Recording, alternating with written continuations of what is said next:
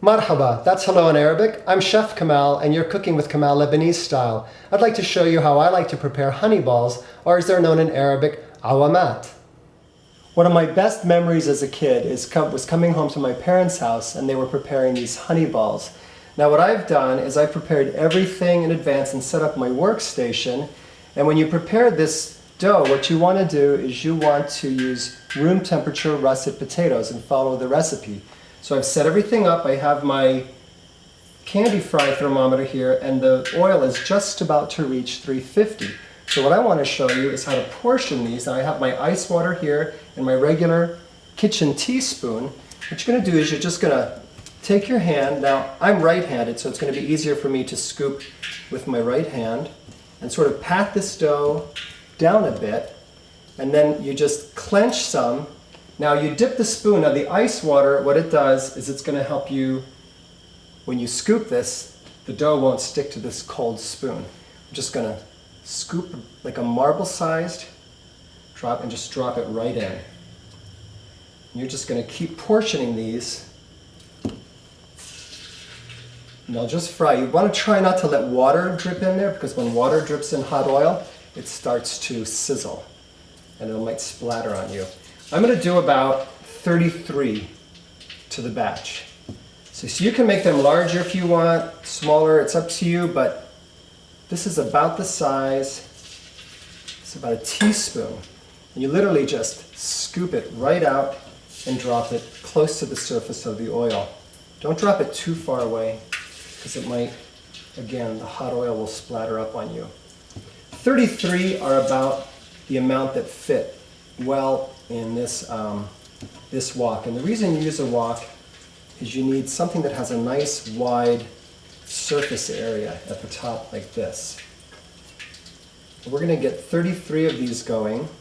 Now what I do is I do them in batches of 33. We get them golden brown, and then we go ahead and remove it to a tray and do another 33.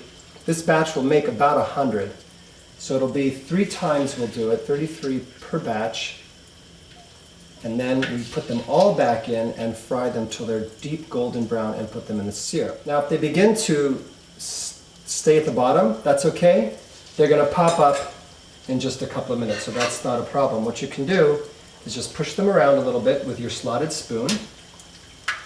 See how they just are perfectly, and they pop up from the bottom and they become nice and airy. These are absolutely delicious. Once you finish frying these and you get them in the syrup, they last all day. They're good for about a day. They keep their crunch for 1 full day. After that, they become they lose their crunch. So what you want to do is you really want to store them in a place that's not humid. You can make these early in the day and serve them the same day. And you want to keep an eye on your temperature of your oil. You really want it to stay at about 350. You don't want these to fry too quickly. Okay, I'm going to stop portioning them at this point because I really just wanted to give you an example of how to portion them. We're just going to continue frying them now until they become a nice golden brown. Okay, now this is the color that they would be. This is a light golden brown color. This is the color you would take them out if you were going to continue frying more until you got the entire 100. I'm going to just continue frying them to get them the deep golden brown.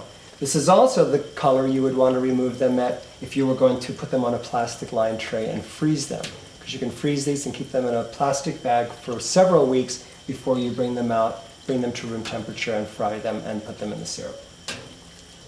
Okay, they're the perfect golden brown color, and what we're going to do now is we're going to go ahead and remove them with the slotted spoon, and we're going to put them in the syrup. Now we want to put them in cooled syrup. You wouldn't want to put them in hot syrup because they won't be as crunchy.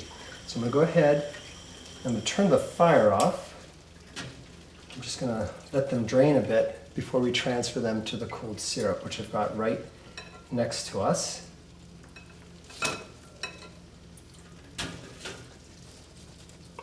Now we're going to, you'd actually be transferring 100. Now you can do these in portions. You don't have to fry all 100 at the same time.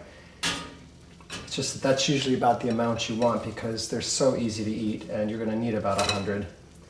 So once we transfer them to syrup, Just going to go ahead and really stir them around, making sure that we glaze them. Now there's really no honey. I call these honey balls, but there's really no honey in here at all. It's a simple syrup that we prepared in advance and we cooled before placing these in here. I call them honey balls because when we were kids, that's what we called them, and it just sort of stuck. And so that's what I call them, it's honey balls as well. See, once they begin to get this beautiful sort of glazed look, you really want them to soak in here because you want them to absorb a lot of syrup. Now the insides are really light and airy, and the outside is crispy. That's why you want to get to this beautiful brown color. And then I'm going to transfer them to my colander so the excess syrup can drain. Look at that, beautiful.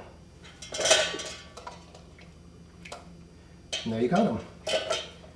Really crunchy, delicious awwamat. In Arabic, they're called awwamat or honey balls. Awwamat. They're absolutely delicious.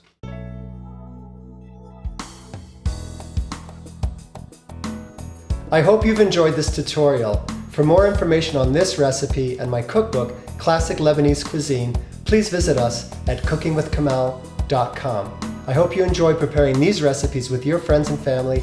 As we say in Arabic, sahtain, double health.